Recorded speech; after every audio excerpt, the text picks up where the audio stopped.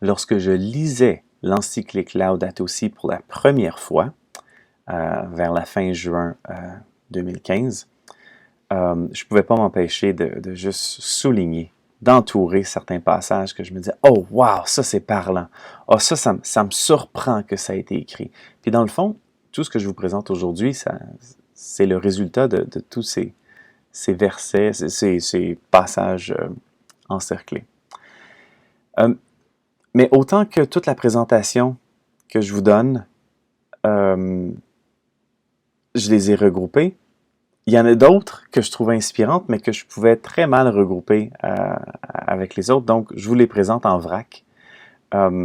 C'est des passages qui sont soit très parlants, très importants, ou bien inspirants, ou même drôles.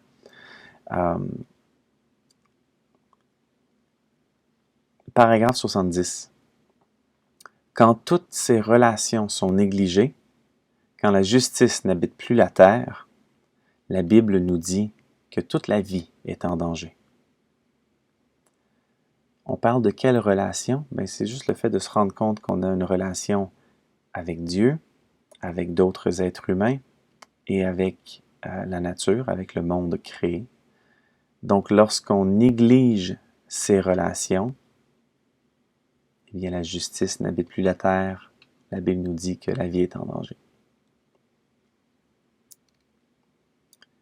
En réalité, l'accès à l'eau potable est un droit humain primordial, fondamental et universel, parce qu'il détermine la survie des personnes et par conséquent, il est une condition pour l'exercice des autres droits humains.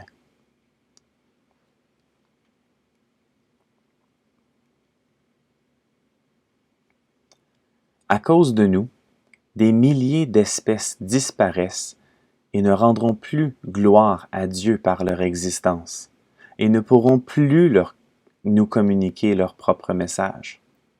Nous n'en avons pas le droit.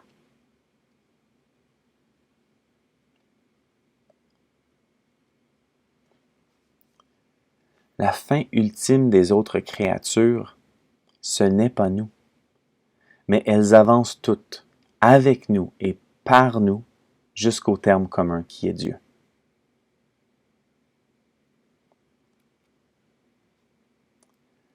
La technique, séparée de l'éthique, on pourrait mettre le mot technologie ici.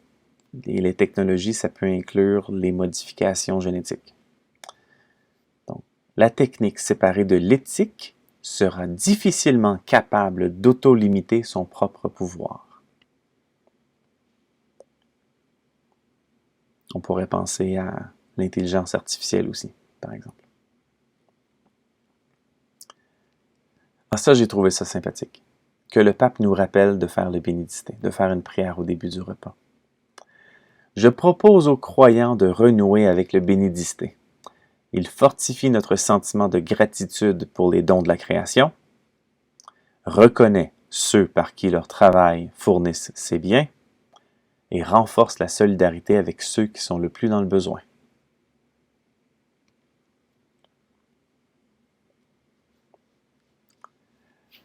L'homme et la femme du monde postmoderne courent le risque permanent de devenir profondément individualistes, et beaucoup de problèmes sociaux sont liés à la vision égoïste actuellement axée sur l'immédiateté. Je me pose une question, je vais sur Google, j'ai des réponses. Je veux me chauffer quelque chose, je mets ça au micro-ondes, c'est prêt en 30 secondes. On est habitué à ce que tout soit instantané, là, tout d'un coup, on est désemparé lorsqu'il faut attendre. On a perdu la patience. On a perdu l'art de devoir mettre des efforts pour obtenir quelque chose. Eh bien, quand ça vient aux luttes sociales et environnementales, il y a souvent des marches. Le pape touche un peu cette idée-là en disant « marchons en chantant ». Que nos luttes et notre préoccupation pour cette planète ne nous enlèvent pas la joie de l'espérance. J'ai déjà entendu l'expression « soyons manifestifs ». Et ça ici, c'est la dernière citation que je vous propose dans cette liste, qui est juste la plus sympathique. j'ai tellement ri lorsque j'ai lu ça. Je me suis dit, oh mon Dieu, ça se trouve dans un écrit du pape, ça. Si une personne a l'habitude de se couvrir un peu au lieu d'allumer le chauffage, alors que sa situation économique lui permettrait de consommer et de dépenser plus, cela suppose qu'elle a intégré des convictions et des sentiments favorables à la préservation de l'environnement. C'est une manière très sympathique de présenter concrètement la simplicité volontaire.